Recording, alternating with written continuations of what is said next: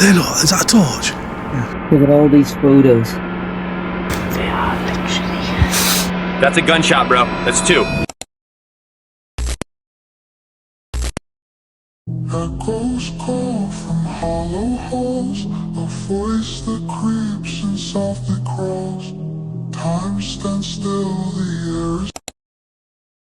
Josh, known online as Josh the Intern, is one of those explorers who brings forgotten places back to life through his camera. His channel is usually filled with history, curiosity, and calm adventure, a kind of peaceful exploration that makes ruins feel almost comforting. But in December 2024, one of his trips into the mountains of an unnamed region took a turn he never could have anticipated. That winter morning, Josh set out on what was supposed to be a solo expedition. No crew, no backup, just his camera, his backpack, and a goal. Somewhere deep in the mountains lay the remains of a massive plane crash from 1986, a tragedy that had long since faded into memory. Deep in the heart of this remote mountain range lies the lost wreckage of a plane. This massive aircraft crashed here in 1986 and has remained hidden in the rugged terrain ever since. So today I'm embarking on a hiking adventure to try find it. My plan was simple, to trek into the isolated heart of these mountains and search a potential crash site I had pinpointed. But what I found along my hike was far more unsettling than I ever expected. There's something seriously disturbing happening in these mountains. And by the end of this trip, I had no choice but to contact the local police. I feel like I'm being watched. This turned out to be the scariest discovery I've ever made, so brace yourself, because this is a truly creepy adventure.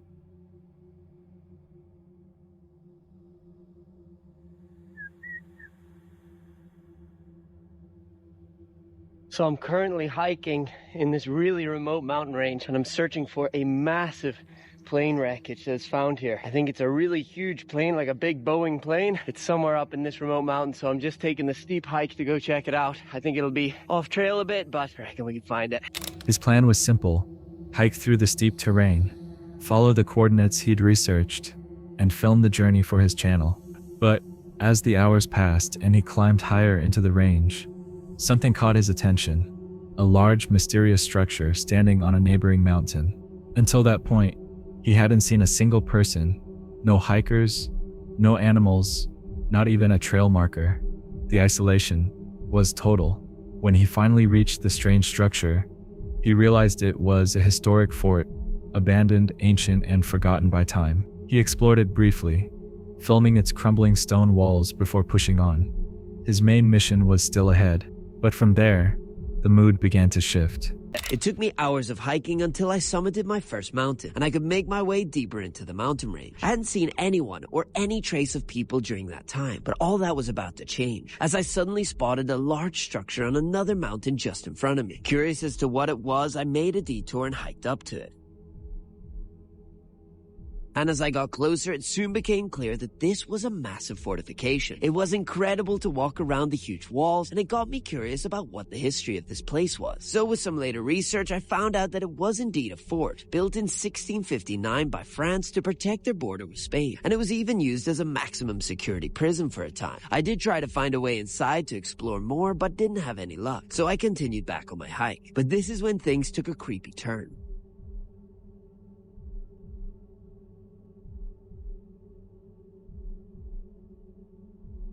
I followed this trail to weave me through the mountains, taking me deeper into the range. Hours went by and I was getting more and more remote. Following a narrow trail, Josh noticed the faint outline of what looked like another ruin, half hidden by trees. Curiosity pulled him closer. Inside, he immediately felt that something was off. The structure wasn't just abandoned. It had been lived in. On the ground were food cans, scraps of clothing, and the remnants of small fires. It looked like someone had been staying there recently, or still was. Then, as his flashlight swept across the walls, he froze. Dozens, maybe hundreds of photographs covered every surface. They were stapled, taped, or pinned in chaotic clusters, all showing the same few faces over and over again. Someone definitely lives here. There's canned food. Someone definitely lives here. Maybe not all the time, but often enough, which is crazy, because this is really in ruins and in the middle of nowhere. Very creepy.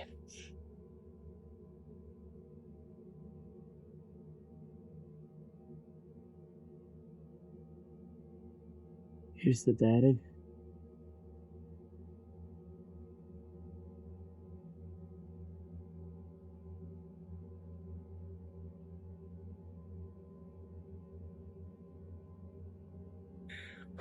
Okay, this is really creepy.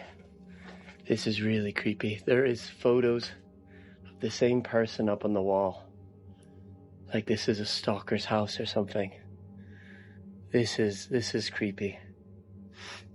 Oh, there's so many photos on the floor everywhere. This place is littered with the same photos of the same people. Look at all these photos. These are all photos of people. All photos of people on the floor. Tons of them. On the bed.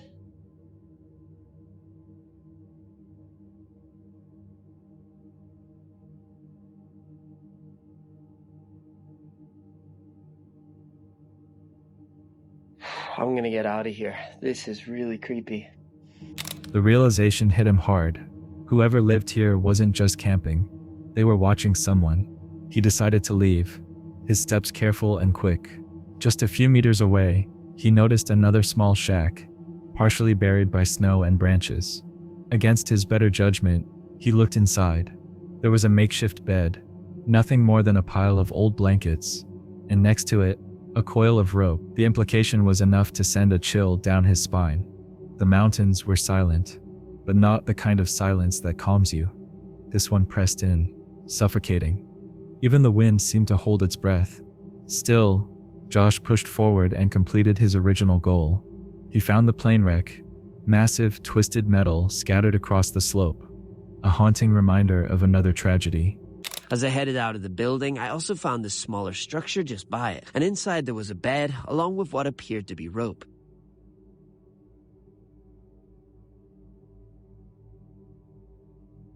After leaving that house, I feel like I'm being watched.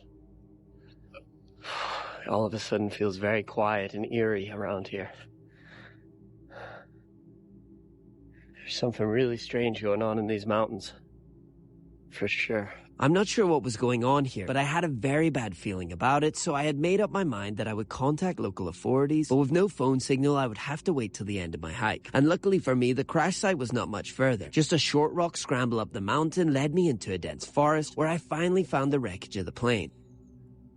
Oh my gosh. Oh, this is heavy. This is really heavy. Oh my goodness.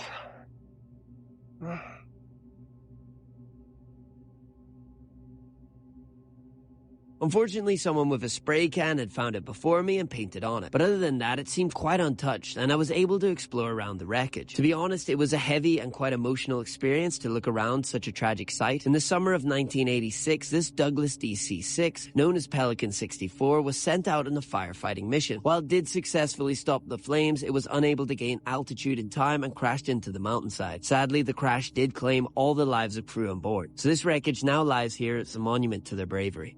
When he returned to civilization, Josh did what any responsible explorer would do. He contacted the authorities and sent them the location and pictures of what he'd found. But the response never came. No follow-up, no visit, no explanation. It was as though the whole thing had been quietly brushed aside. Who was living out there? Why are there so many repeated photos of the same people? And why so close to an old plane crash site? Josh never found out, but that experience changed him. Because sometimes, what waits in the wilderness isn't supernatural, it isn't folklore or legend, it's human, and it's much, much darker. Before we go any further, I just want to ask you for a small favor. If you're enjoying the video so far, please give it a like. And if you haven't subscribed yet, now's the perfect time. We are pushing to hit 200,000 subscribers before the year ends. It feels impossible, but I know we can achieve it together because your support has been unreal. I know you'll subscribe, so without wasting more time, let's get back to the video. On 16th January 2025, a British YouTuber named James, known to his followers as By the Curb, uploaded what would become one of his most unsettling videos yet. His channel usually celebrates the freedom of van life across the UK, quiet countryside drives, cozy nights parked by the sea, and the peaceful solitude that comes from living on the road. But this night, parked on the edge of Sunderland, would test that solitude in the most chilling way imaginable. James had spent most of the day driving north, the kind of endless highway stretch where fatigue blurs the lines between day and night. When he finally pulled over, he found what seemed like a quiet roadside spot to rest. It wasn't far from civilization. There were distant streetlights in view, but it felt isolated enough to feel safe. He parked, locked the doors, drew the curtains, and began to wind down. Hours later, sometime past midnight, James was asleep when a sound jolted him awake. A sharp, deliberate tap against the side of the van. At first, he thought it might have been the wind or falling rain. But then it came again, louder, more distinct. Someone was there. James sat up and cautiously peeked through a small gap in his curtain, and his heart froze. Standing outside was a man, motionless except for the slow drag of a cigarette in his hand. The orange glow illuminated his face just long enough for James to see the man was staring directly at him. Then came the shouting. It was loud, erratic, and aggressive. Not words that made sense, just raw, angry noise.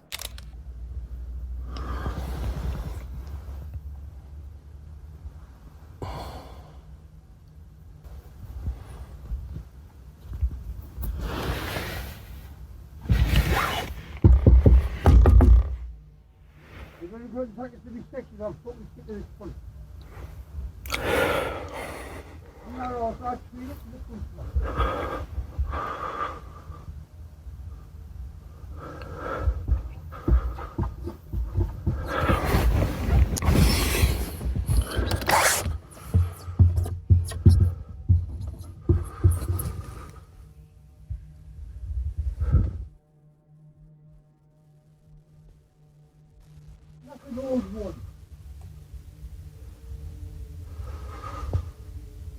And you see a on the front, his father was a Briton. His father, his grandfather, was a Briton, and on the back. Did not work no one. I'm not the third door. I'm not the private rig. I'm not a Hurst, is the English footballer. And now reef, I don't know what it means. You can see when you put on the dead people who you're supposed to love. Punch that, I haven't really heard this one. I've got a new modern technology. You've got a fucking shot like this on there. You're a camera on, you're shutting out all that.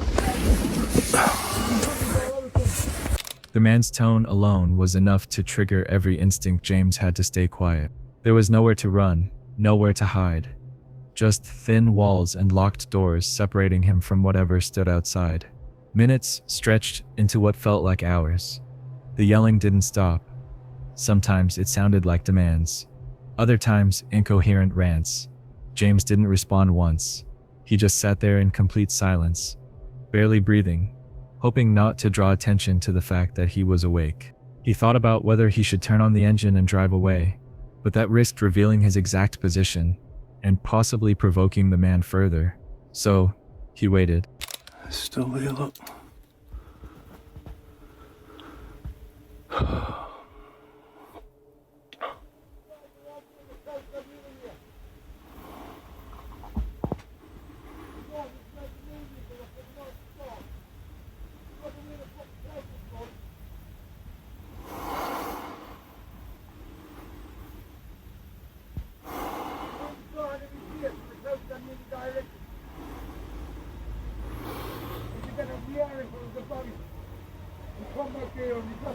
It's coming back.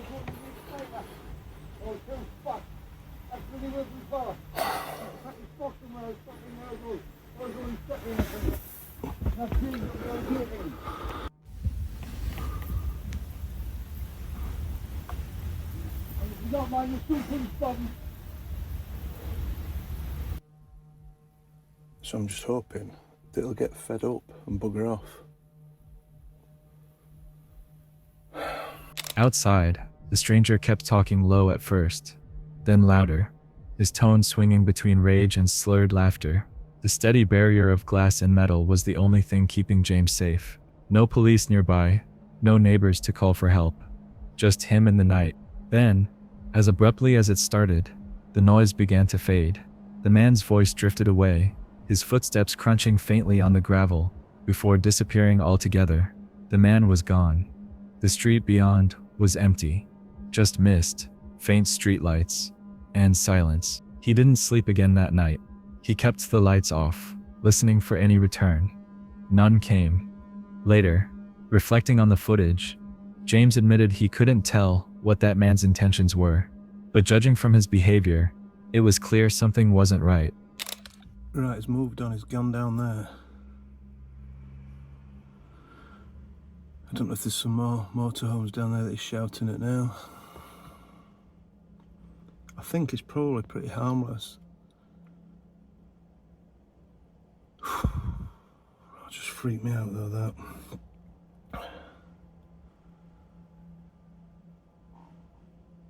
I don't know what to do.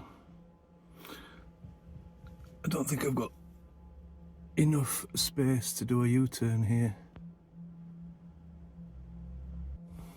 I don't know if you can see him at distance.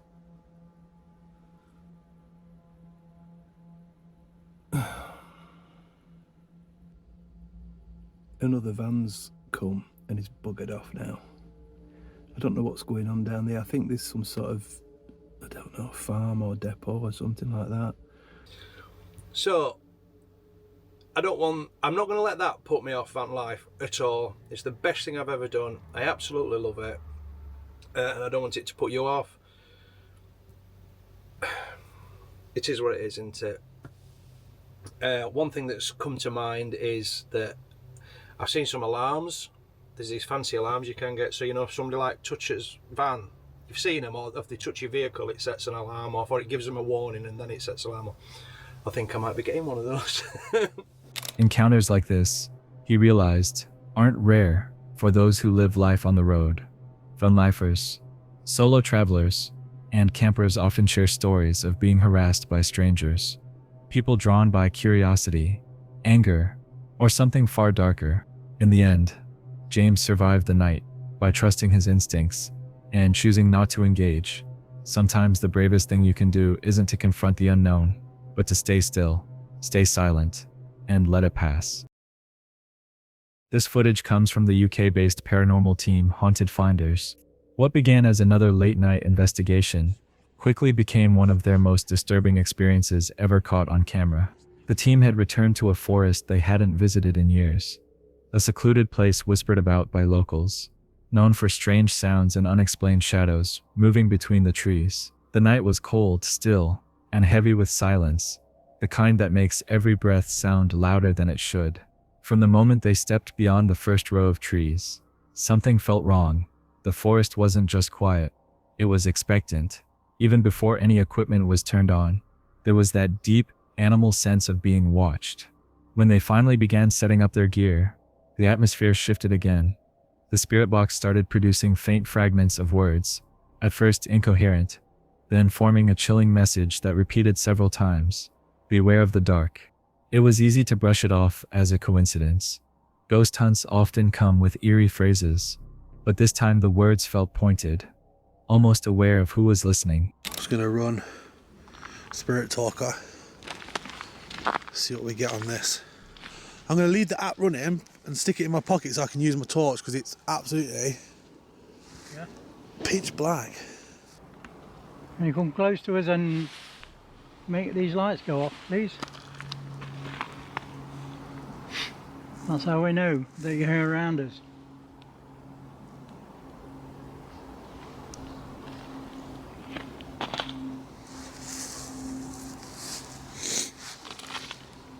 You can use the device here in my pocket to talk to us.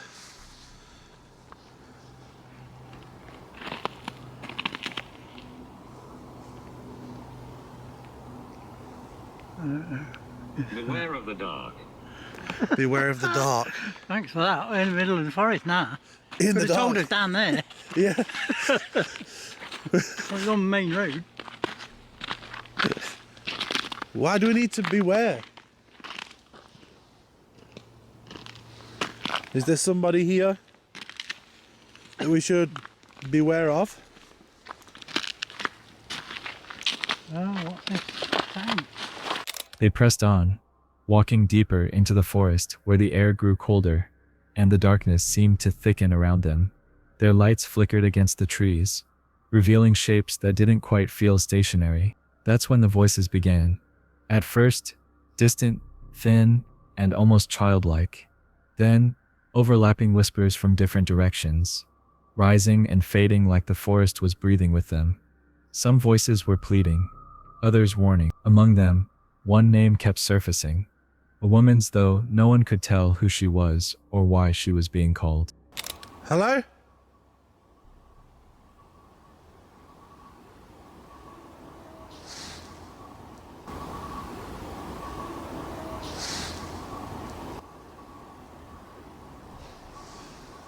Hello?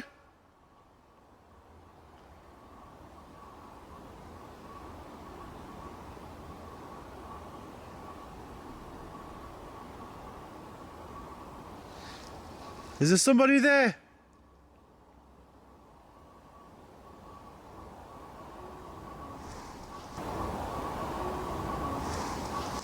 Yeah, that. You heard that, didn't you? Yeah. What's that? That's like a... Talking. But it sounded like a kid. Wait, that's like a girl.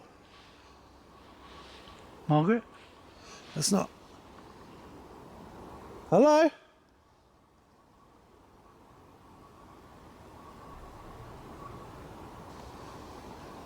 Hello, is there somebody in the woods? Come and join us.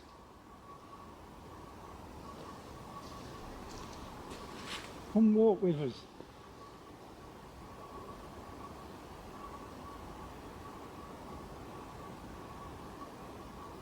We heard you. A flashlight swung across the trees, and one of the investigators froze. Just outside the edge of the beam, someone was there, crouched low, watching. For a moment, no one moved. The forest went completely still. One of the team muttered that there hadn't been a single car or hiker the entire night. Whoever this was, they hadn't come by accident. When the figure realized it had been seen, it bolted, a dark blur vanishing between the trees. And then came the scream. High-pitched, female, echoing so suddenly through the forest that every member of the team went silent. They started retreating toward their vehicle, keeping their lights low, trying to convince themselves it was just another trick of the woods. What the... I thought I just saw someone. You hear? What?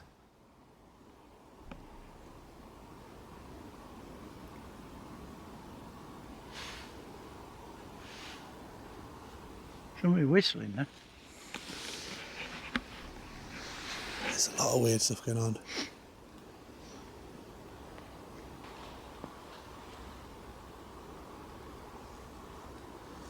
I thought I just heard someone. Sound like a kid again. Are you still around us?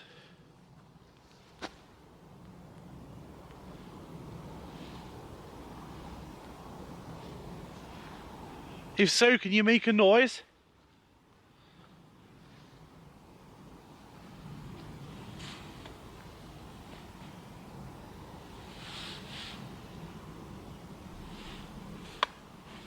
Show us that you're here.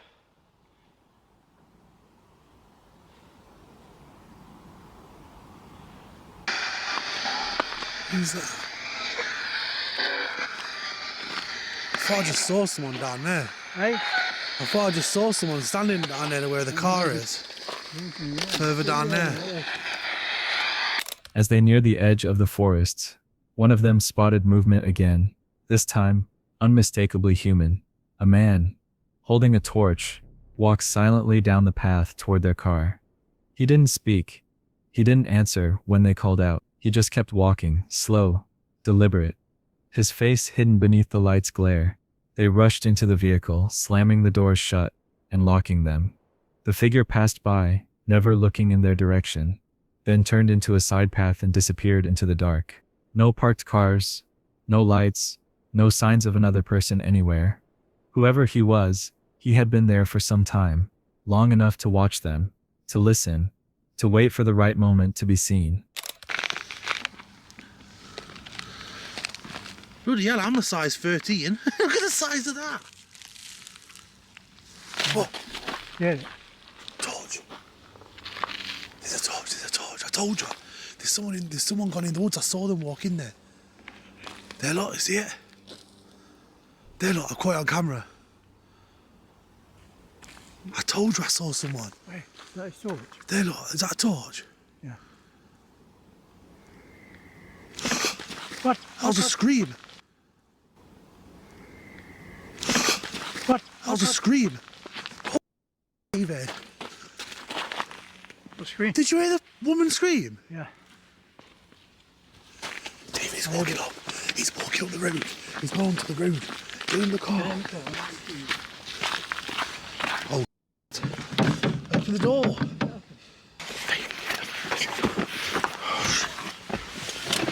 Get in the car. Get in the car. A woman's just pissing screen and he's just creeping down the road, Law.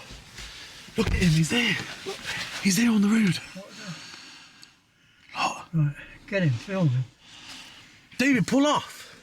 What do you mean? Start the car. As they drove away, the adrenaline began to fade, replaced by something far more disturbing. The realization that the forest hadn't been haunted by ghosts that night. It had been haunted by someone real, someone human. And that truth, they admitted later, was far more terrifying than anything they had ever captured on camera. Let me know what you think of this encounter. On April 25, 2025, the YouTube channel Cat and Andy, run by the family travel creators Cat and Andy, uploaded a video that would test their sense of freedom like never before. Normally, their content is peaceful, campground tours, cooking by the fire, and the simple joys of raising their 2 kids on the road. But this day brought an entirely different challenge. That evening, their latest vlog began like so many others. A quiet evening parked in Ohio, but behind that calm was a storm system rapidly gaining strength. The National Weather Service had already issued tornado watches across the Midwest, and warnings of violent storms, large hail, and dangerous flash flooding were spreading fast. What had started as a cozy night on the road quickly shifted into a scramble for safety. The wind picked up in seconds. Their airstream began to rock under the pressure. The skies turned the color of ash, and rain began hammering the roof in relentless sheets. They knew they couldn't stay put. Within minutes, they were moving, packing essentials, securing the kids in their seats, and taking the dogs for one last quick break before heading out. Rain is just starting to drop. We are getting hit in about 45 minutes where our location is in Ohio right now. We really didn't know if this storm was going to be like super significant to our area. It has been confirmed it is. And so we are not wasting any time. We're just getting everything prepared. We're going to start getting ready to go in about 30 minutes. And we're not happy about it. With how big it is projected to be, we do not want to be just sitting ducks in our camper right now. Throwing the dogs outside to go pee one more time, getting everyone dressed and ready to go. So we are prepared.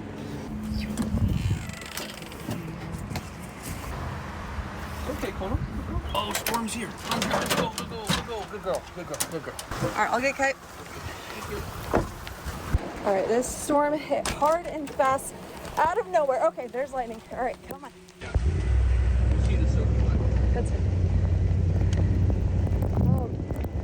Is that thunder? Holy crap. All right, Kite, go, go, go.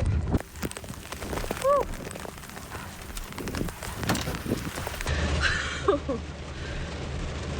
Oh my gosh, that came out of nowhere. It's starting to get pretty dark outside.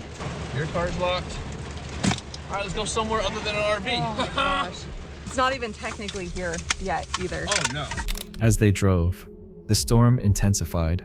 Forks of lightning split the horizon in rapid succession, lighting up silhouettes of barns and trees bending under the force of the wind. The sound was constant, rolling thunder that felt like the ground itself was shaking. Once inside the hotel, they didn't relax. They built a small safe space in the bathroom, helmets, mattresses, and flashlights at the ready, just in case the worst happened. The news stations confirmed what they feared. Multiple tornadoes were touching down just miles from where they had been parked, only an hour before. The tornadoes spared them that night, But even as the storm system moved east, the tension didn't fade. So both dogs are under the table. Probably not a great sign. Dogs, is there bad weather It's like preparing for an earthquake. Is there bad weather coming, puppies? We need to watch this right here, south of Dayton, north of Middletown. You got a little area of rotation developing right there. Near Centerville and Kettering. You have a couple areas of rotation attempting to develop here, right over Centerville.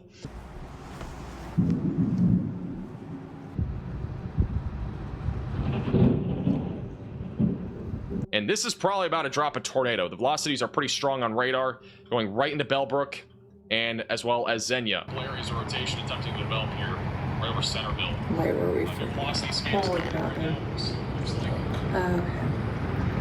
Should we go to the bathroom? Huh? Should we go to the bathroom? Babe, that wind is picking up like Yeah. minute. This is an urgent alert. A tornado is on the ground. There's been a lot of rain around that rotation. It's also near the Walmart Supercenter right now, actually, in White's Corner. So there's actually the Walmart Supercenter, the Kohl's, and as well as the Lowe's at Home Improvement Store are right next to where this possible tornado are. It basically just spawned right outside of our window. Right as the guys on this show said that there was strong rotational activity developing right over Centerville, Ohio. So look where it is right now. So it's just passing us right now. Yeah. The family had made it out safely, but their RV park hadn't. Days of heavy rain followed, saturating the ground and swelling rivers beyond their banks. When Kat and Andy returned to check on their RV, the scene was surreal. Floodwaters had crept up through the park, swallowing roads and pooling beneath vehicles. Their trailer sat at the edge of it all, miraculously intact, but surrounded on three sides by water. The dam upstream was near capacity, and emergency alerts warned residents to prepare for potential evacuation. They couldn't leave right away. Many nearby routes were closed, and while they waited, the entire family came down with a flu-like illness, exhausted, coughing, and drained. All right, so we are back in the camper. It is a couple days after the incident, the tornado that touched down next to us, terrifying.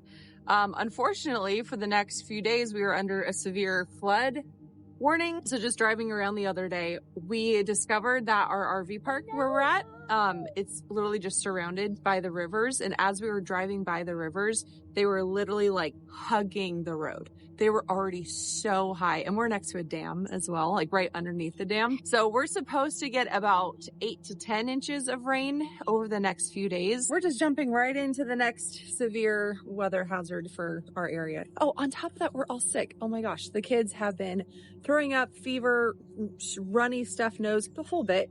So bad. I'm starting to get a little bit of like a throat thing. So whatever it is, it's not good. It's really not good. So Andrew is off work early. I got an alert on my phone for a river flood warning for one of the major rivers next to us. It's already at capacity of like the level of when it would start flooding, and the weekend full of rainstorms hasn't even started yet. So it's not looking too good. The roads are starting to get flooded out a little bit, and it's just Friday.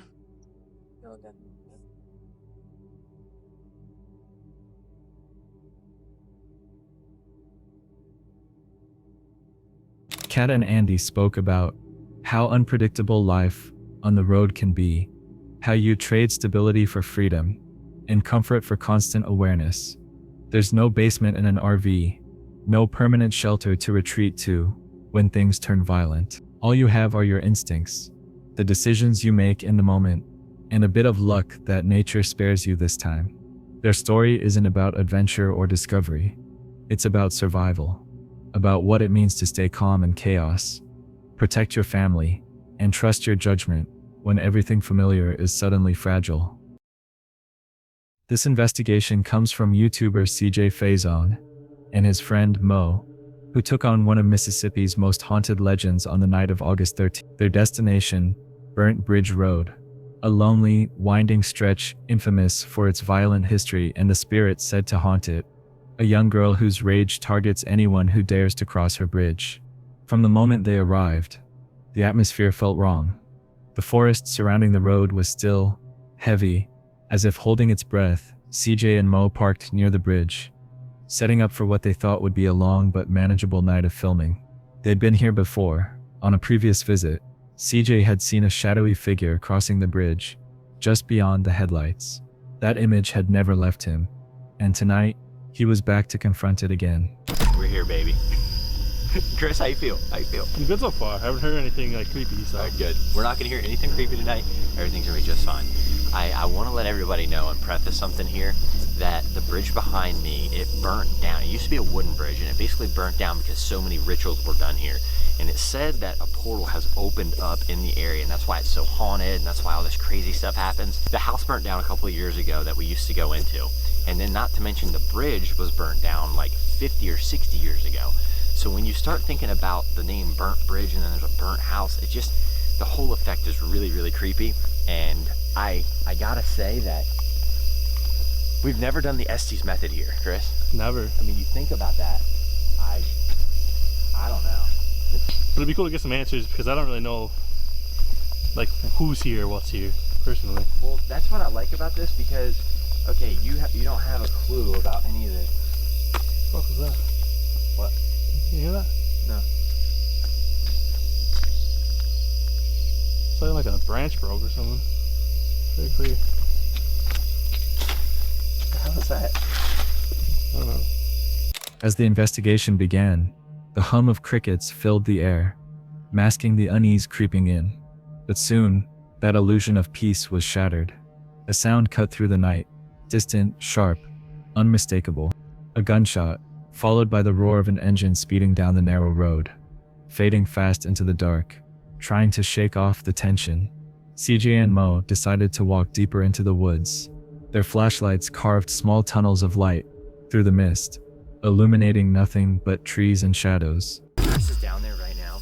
He is getting ready to do the Estes method.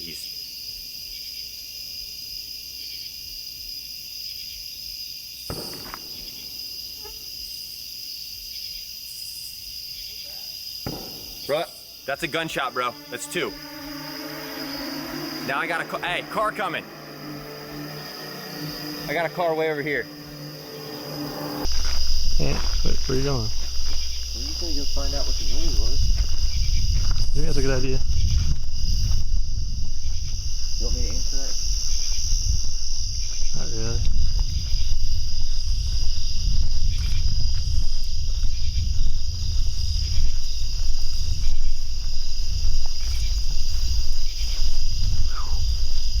This is also where that gunshot was, too. Oh, why are we going down here? After circling back to the van, they settled in for the night. The cameras kept rolling, documenting every sound, every uneasy silence. That's when the noises began. Soft taps, faint rustling, and what sounded like someone brushing against the metal exterior. They stayed quiet, shutting the van's window covers, leaving only the door exposed. The air inside grew tense. CJ admitted he couldn't stop staring at that door, half expecting to see a face pressed against the glass. Trying to calm the tension, he joked to the unseen presence, "Come on in." It was meant to break the fear. Instead, it might have invited it closer.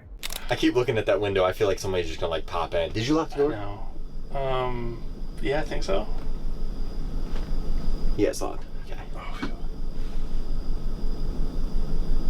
come the fuck real. What was that?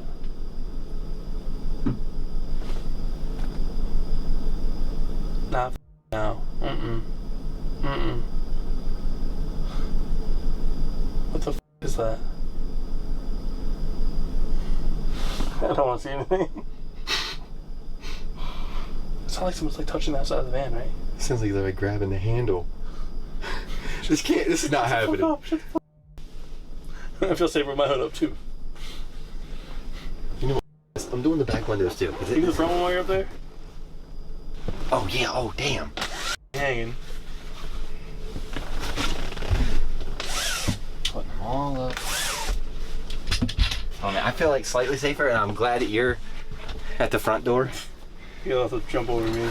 Because whatever demon comes in here, if there's any demons, we welcome you inside the van. No, we do not. Yeah, we do.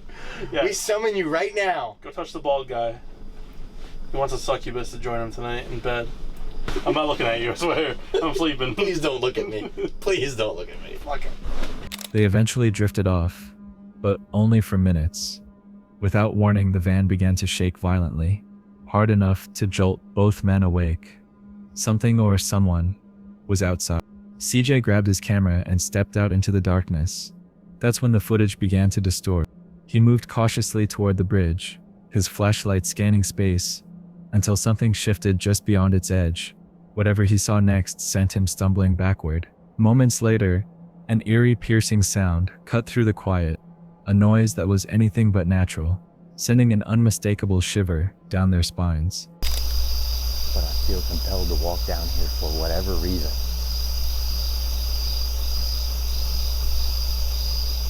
I don't know why. I can barely see him. I can't even see him with my eyes, so.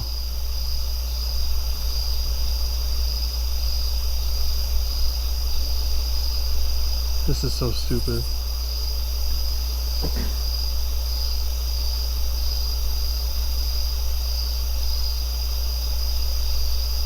He's so far away right now, too. Alright, I'm standing right here on the middle of the bridge. I can't see him. I have no idea where he is right now. You can just see the road markers. If there's any spirits, good or evil. Exactly right there. I want you to come and join us tonight while we sleep. Watch us, scare us, show us how powerful you really are. Oh! What was that? Okay. In the van. In the van.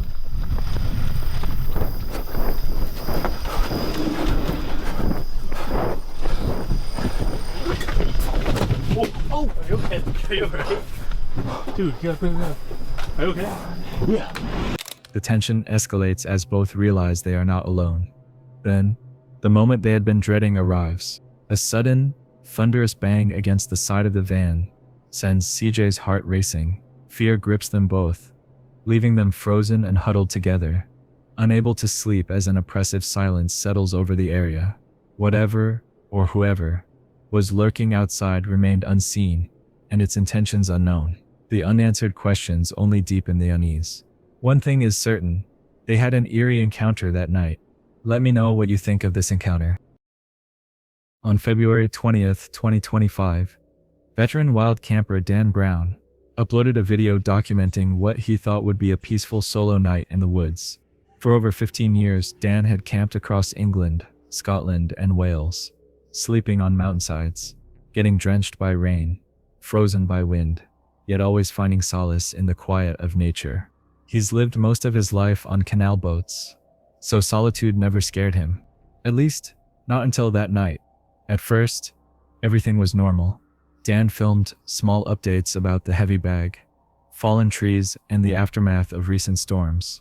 But later, when he reviewed his footage, he admitted something chilling. He hadn't realized how important the woods would become that night. "I wasn't going to post this originally," he confessed. "I thought it made me look like quite a scaredy cat." He had no idea how justified that fear would be. It's rained already today, everything's soaking on the ground. It's forecast 50% chance of rain for every hour until 9 AM tomorrow. My shoes are literally falling apart around my feet, and I couldn't set out until after it had got dark. This sounds like the recipe of a fantastic first ever solo wild camp. I'm Dan Brown, and let's just go and enjoy some nice peaceful calm time in the hills. My backpack for the trip was around 8 kilograms. I packed everything on the inside rather than having the camping rolls on the outside like I normally would, just to be a little bit more low-key and stealthy. Ooh, the spooky woods. When I was in the woods initially, I filmed a few of these little bits talking about how heavy the bag was and how keen I was to have something to eat because I'd set out without having anything for my tea. However, I hadn't at this point anticipated how big a part of this video the woods would become.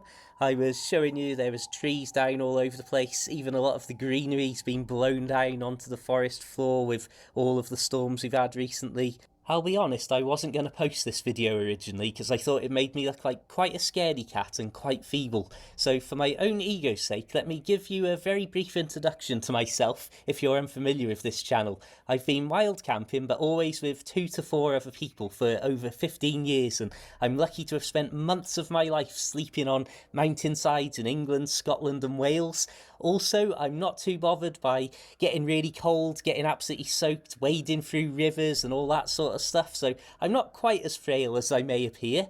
And also, I've spent most of my adult life living on canal boats, but I'll let you check out my other videos for that.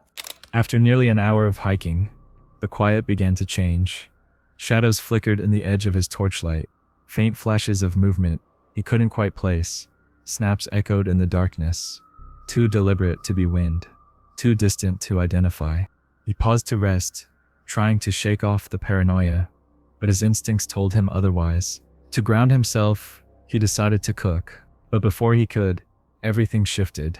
He turned his headlamp to full beam and swept the forest ahead. That's when he saw it. A car stopped high on the ridge. Then, a flash. A handheld torch cutting through the trees, moving in slow, deliberate arcs. Dim lights only now. I was just shining the torch round on full beam, showing like the woods to the camera. Some car somewhere on a road up there stopped, and I swear a torch shone into the trees, obviously from well above my head, but it's just it spooked me a bit. Oh man, my heart is going. I swear the car that I just mentioned pulled up and somebody's got out.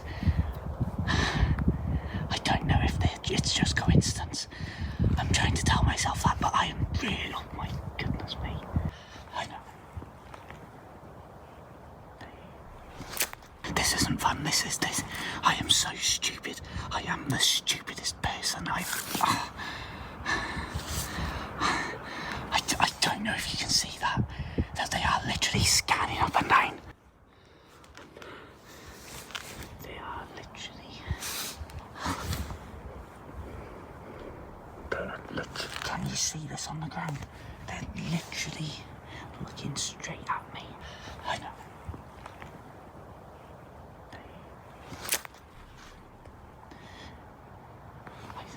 I don't know what to do. I don't know what to do. I'm literally crouched. I'm sat on the ground. Right, the camera off. For what felt like hours, he stayed hidden. The car eventually left, its engine fading into the night. Dan waited longer, 15 minutes, then 30 before daring to move. He continued uphill, switching his light to red mode, invisible from a distance. His voice trembled as he recorded small updates, mostly talking to calm himself, but nature had other plans. The fog rolled in fast, thick, suffocating, swallowing light and sound. Visibility dropped to feet. Each step into the mist felt like walking into the unknown. He finally found a small hollow, lit his stove, and began to cook. I'm about 90% certain they drove in that direction. I decided to proceed along the road on my intended route to escape into the hills as quick as possible, but use my red light so that I was far less visible at a distance. And I'll be honest, at this point I've got that horrible adrenaline sensation in my chest, and I've got loads of video recorded from this section, but I'm just constantly talking, I think, trying to reassure myself and make myself feel better and calmer. So of course, when I get to the hills, we've got really bad weather starting to roll in, proper thick fog coming in and blowing through in patches. Obviously the last place you want low visibility is near any cliff tops. So in the end I was like, right, I just need something to eat. I'm so hungry, I've been on my feet all day, and in the end on this day I walked 16 miles overall. So I found a nice little sheltered area and the weather started to hold off and ease up a bit. So it was that, worn out and worried, I took a moment to just gather myself, get a grip, and generally calm down and think sensibly about what my plan for the rest of the night and the morning was going to be. In typical fashion, every time I've used the ferro rod to light the Transformative stove, it's worked perfectly, up until this moment where I thought it'd look really cool on camera. Luckily, I took some matches and cheated. Well, it's not cheating if it works. So the important thing is, I got my pasta going, and this was an absolutely beautiful, calm, just every bit the camping out in the wild sort of experience you should have. For a brief, fleeting moment, pasta, pesto, a bit of cheese, life felt normal again. Then came the sound, faint at first, a low hum of engines. Quad bikes. Maybe. Or something else. He froze, listening. Then came another noise. A distant shout, muffled by fog, but distinctly human. He debated setting up camp, but unease gnawed at him. There had been reports of strange activity in these woods. Cars parked deep in the lanes. People acting suspiciously after dark. Dan wasn't about to find out firsthand. He packed up, walking through the misty forest for miles, cold, exhausted, his breath visible in the beam of his dim torch. When I'm eating, you may notice I become preoccupied with something on my left-hand side, and what was happening was originally the sound of quad bikes or dirt bikes, then a car alarm going off, possibly on one of the back lanes or the obscure car parks out in this area, and then at one point I definitely heard at least one man shouting loudly. Now this was really distant, don't get me wrong. However, I was already in a heightened state of alert and obsession that somebody was following me at this point, and I know that there'd been some issues and some characters hanging around, maybe doing things they shouldn't be in the area recently, and so that put me on edge to say the least. Right, I'm really sorry to be bailing on this. As you can imagine, I've gone to all this effort and I didn't want to do this. I've got probably 6 to 7 miles to walk back. What's happened in the last sort of 20 minutes, I've heard voices, thought I heard quad bikes or dirt bikes, something like that. Heard a shout. I thought perhaps I didn't hear the shout at first, but I've just been hearing a car alarm go off in the distance, and I'm just wondering if there is any mischief afoot, because I saw a thing on Facebook about there being some trouble going around the area, and if people are parked up on the back lanes and stuff, I don't know, but I don't want to be out here potentially in the middle of that either.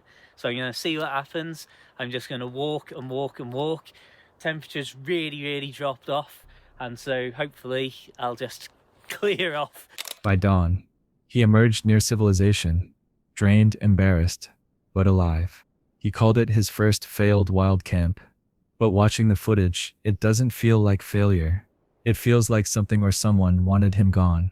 What began as a simple solo camping trip had turned into a night of survival, a test of instinct, patience, and nerve. In the quiet light of morning, he packed his gear and moved on, leaving behind the rickety shelter that had saved his life. Out there, in the frozen wild, safety doesn't come from strength alone. It comes from listening to fear, trusting your instincts, and never underestimating what waits beyond the trees. With this last encounter comes the end of another episode. If you haven't already, let me remind you again to like and subscribe. Also, leave a comment about what you liked and didn't like about this video. We almost upload daily videos, so you better have subscribed, cause trust me, you don't want to miss out. If you want to watch more disturbing videos in about 3 seconds, they will be on your screen. I'll see you there, and with that, I'm out.